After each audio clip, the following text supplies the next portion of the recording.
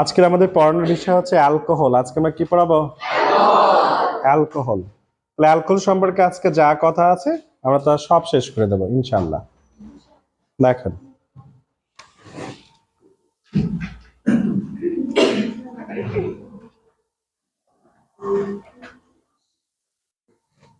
এখন কথা হলো অ্যালকোহল মনে রাখার জন্য আপনাকে প্রথমে মনে রাখতে হবে এই OH মূলকটাকে। কাকে? হ্যাঁ, এটির নাম হচ্ছে হাইড্রোক্সিল মূলক। কি মূলক? হাইড্রোক্সিল মূলক। ঠিক আছে কি? যে সকল জৈব যৌগে, যে সকল কিসে কি গ্রুপ বিদ্যমান থাকে, তাহলে হাইড্রোক্সিল গ্রুপ কি থাকে?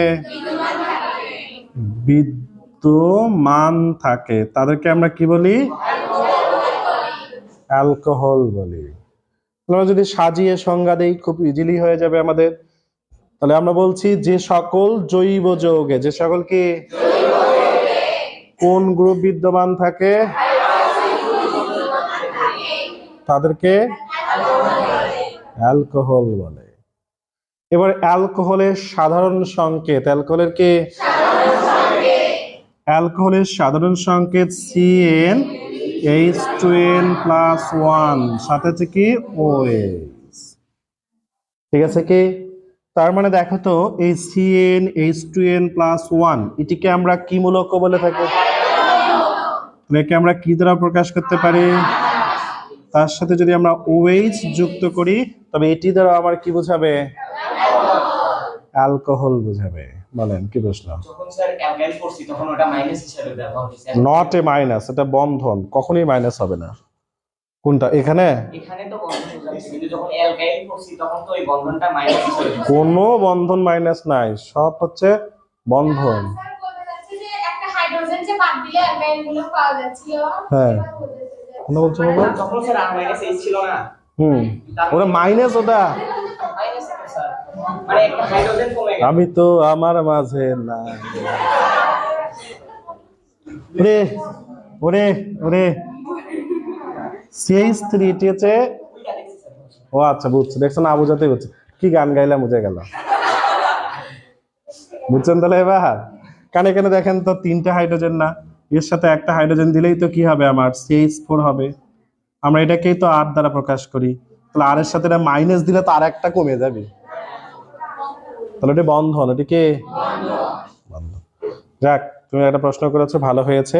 যারা অনলাইনে দেখবেন তারা এটাকে মাইনাস ভাবার কিছু নাই, এটা হচ্ছে বন্ধন। ঠিক আছে কি? আমরা একটু আবার বলছি। আমরা বললাম অ্যালকোহলের সাধারণ সংকেত। অ্যালকোহলের কি সংকেত? CnH2n+1 OH। যেহেতু এটিকে আমরা আগে থেকে চিনি, এটাকে আমরা এই টোটালটাকে আর বলতে পারি অ্যালকাইল মূলক। এজন্য আমরা বলছি ROH। এটিও কি হবে? তাহলে অ্যালকোহলের সাধারণ সংকেত হতে পারে, বা এটি দ্বারা আমরা অ্যালকোহলকে কি করতে পারি? প্রকাশ করতে পারি। যেখানে আর সমান যে কোনো অ্যালকাইল মূলক, যে কোনো কি হতে পারে? যেমন আমরা একটু দেখাই, দেখো, আর সমান যদি আমি এই যে মিথাইল মূলককে বসিয়ে দেই, তার সাথে যদি OH দেই, তাহলে মানে এটি একটি অ্যালকোহল। তার মানে এটি একটি কি? অ্যালকোহল। ঠিক আছে কি? আমরা যদি কি করি, এই যে ইথাইল মূলককে বসিয়ে দেই, অবশ্যই এটিও একটি কি হবে? অ্যালকোহল হবে, তাই না? বুঝছেন কথা? তাহলে এটি একটু কি হবে? তাহলে এবার আমরা অ্যালকোহলের সদস্য নির্ণয় করে দেখাতে চাই। আমরা অ্যালকোহলের প্রথম সদস্য নির্ণয় করতে চাই, তাহলে অবশ্যই কার্বন সংখ্যা কত হবে? 1 হবে। তাহলে আমি যদি কার্বন সংখ্যা এখানে 1 বসাই, দেখো তো কি হতে পারে। আমি এই পাশে বসিয়ে দিচ্ছি। তাহলে C1H2 গুণন 1 + 1 সাথে OH। তাহলে C1 হলে তো লেখার প্রয়োজন হয় না। এখানে কত আসবে? H3 সাথে কত? OH। এই যে দেখেন, আমরা এটাই পেয়েছি প্রথম সদস্য। তাহলে আমি যদি দ্বিতীয় সদস্য বের করতে চাই, কি বের করতে চাই? আমি উপরে লিখে একটু দেখো, দ্বিতীয় সদস্য বের করতে চাই, তাহলে অবশ্যই আমি C2 বসাবো। H2 গুণন কত হবে? প্লাস কত? সাথে কি থাকবে? OH। তাহলে এই জায়গায় দেখো তো, কার্বন কয়টি আছে? হাইড্রোজেন কয়টি?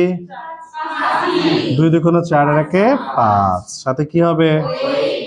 তাহলে এটি 2 কার্বন বিশিষ্ট দ্বিতীয় সদস্য। কত সদস্য?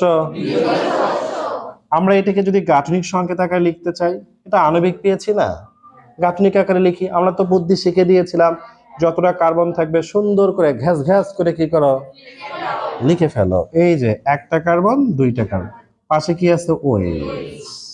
ঠিক আছে, সবগুলোতে একক বন্ধন থাকবে। তাহলে এখানে কয়টা হাইড্রোজেন দিতে হবে?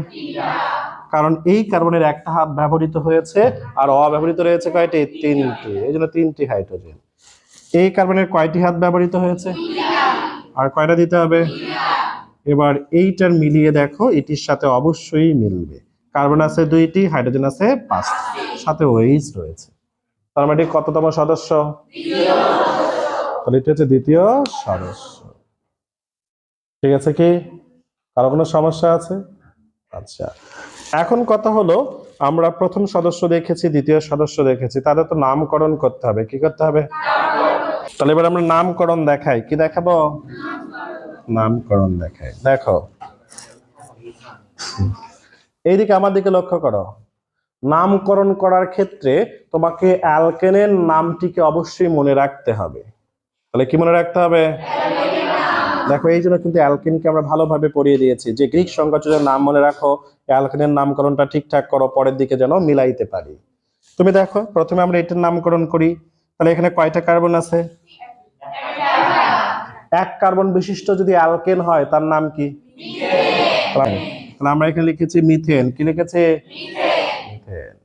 এই অ্যালকেনের অর্থাৎ মিথেনের যে নামের শেষে ই লেটারটি রয়েছে, কি লেটার রয়েছে? এই ই লেটার বাদ দিয়ে কি দিয়ে সেখানে OL যোগ করতে হয়। কি যোগ করতে হয়? তাহলে দেখো তো নাম কি হবে এবার? ইথানল।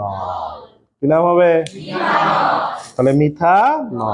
আমি আবার বলছি, দেখো বাংলায় লিখছি এবার, মিথানল।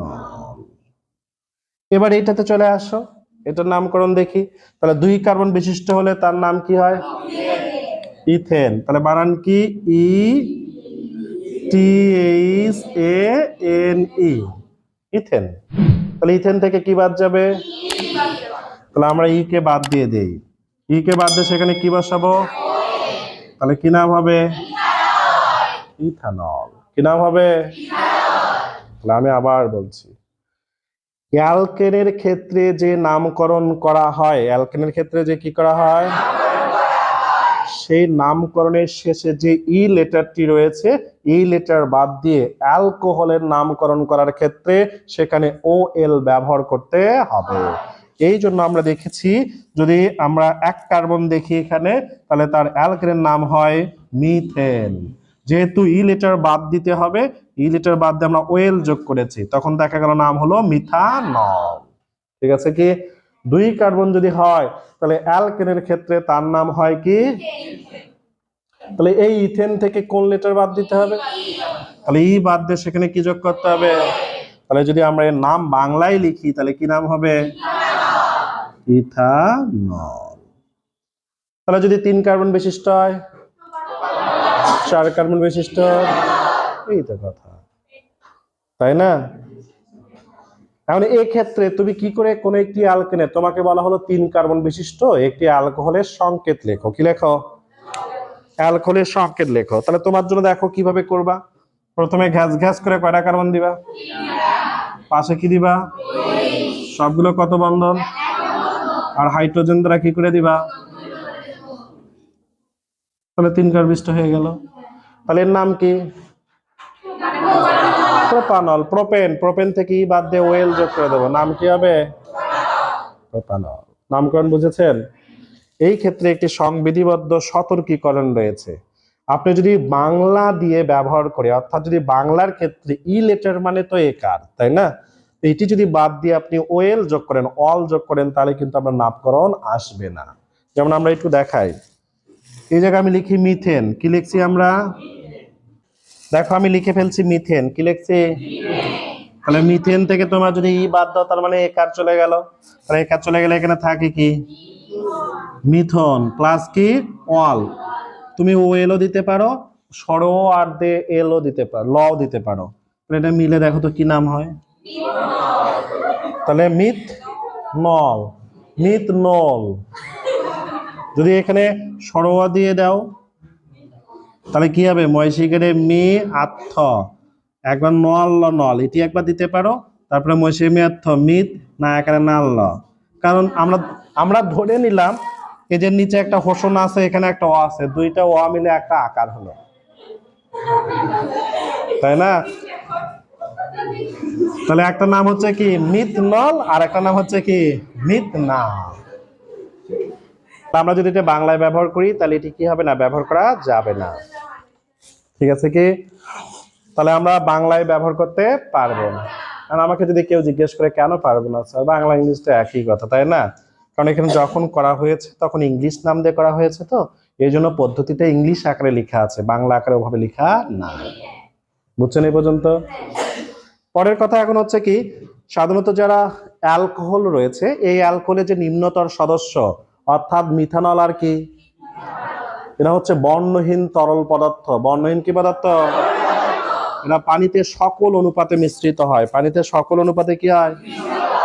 আমরা কিন্তু এটাও দেখেছি, ওই যে পঞ্চম অধ্যায়ে আমরা পড়াতাম যে ইথানল সমযোজী যৌগ হওয়া সত্ত্বেও পানিতে কি হয় কেন, দ্রবীভূত হয় কেন। তাহলে আমরা বুঝলাম যদি শেষে ওএইচ থাকে তবে সেটি কি হয়, অ্যালকোহল হয়। ওএইচ থাকলে কি হবে? তো আমরা আরেকটু দেখাই, দেখো তো, দেখো এবার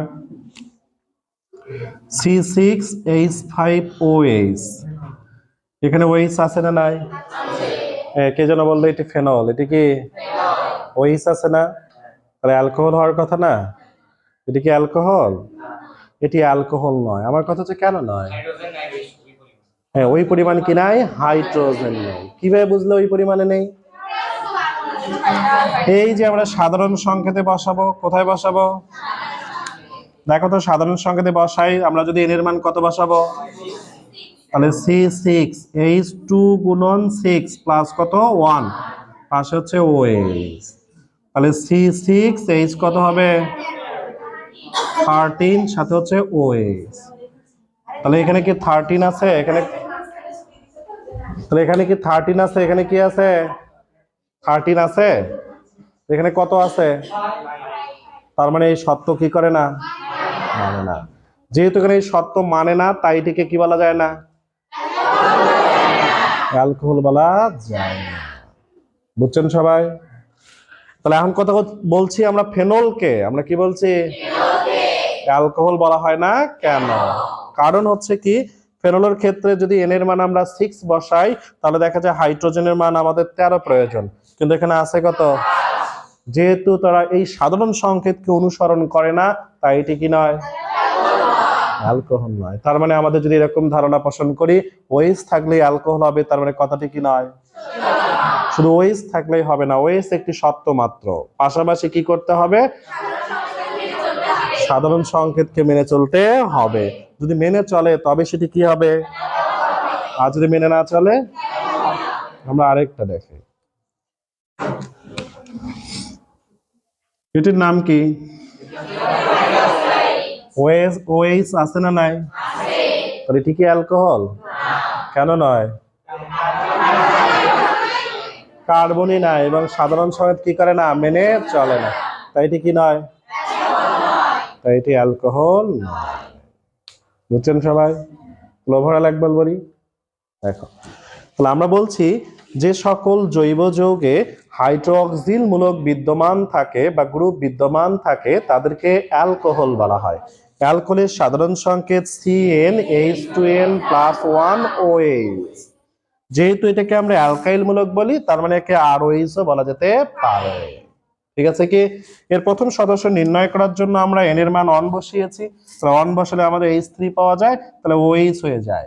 আমরা দ্বিতীয় সদস্য নির্ণয় করার জন্য আমরা n এর মান 2 বসিয়েছি, তাহলে আমরা H5 পাই, তার মানে এটি হচ্ছে কি দ্বিতীয় সদস্য। তাকে যদি গাঠনিক সংকেত আকারে লিখি তাহলে এরকম হয়ে যায়।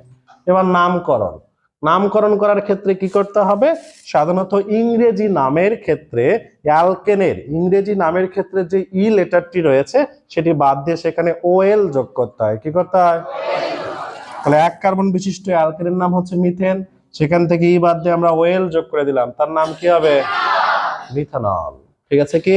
2 কার্বন বিশিষ্ট অ্যালকেনের নাম হচ্ছে ইথেন, সেখান থেকে ই বাদ দিয়ে আমরা ওয়েল যোগ করে দিয়েছি, নাম কি আসবে? ইথানল।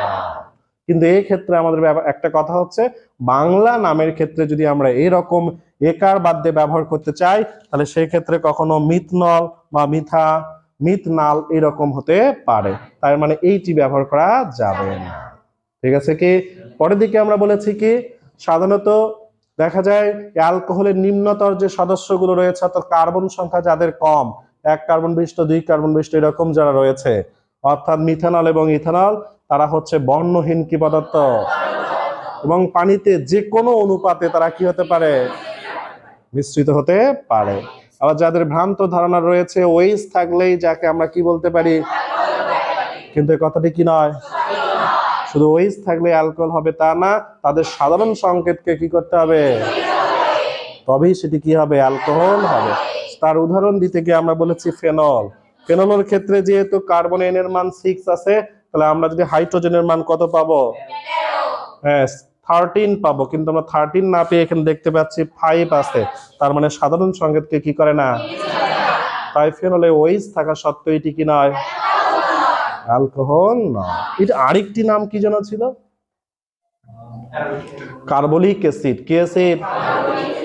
যেটি সাপ বা পোকামাকড় তাড়ানোর জন্য কি করা হয়? ব্যবহার। দেখো নাম কিন্তু অ্যাসিড, তার মানে অ্যালকোহলের সম্ভাবনাই নাই। ঠিক আছে কি? পরে দেখো এবার সোডিয়াম হাইড্রোক্সাইড। কি আছে এখানে? সোডিয়াম হাইড্রোক্সাইডে ওএইচ আছে, তবু সে কে নয়? কারণ কি? কারণ এখানে কার্বনই নেই এবং সাধারণ সংকেত কি করে না, মেনে চলে, তাই ওএইচ থাকা সত্ত্বেও এটি কি নয়। ঠিক আছে? হাইড্রোজেন গ্রুপ বিদ্যমান থাকে তাকে অ্যালকোহল বলা হয়। এর কানেকশন CH+1 একে আর OH দ্বারা প্রকাশ করা হয়।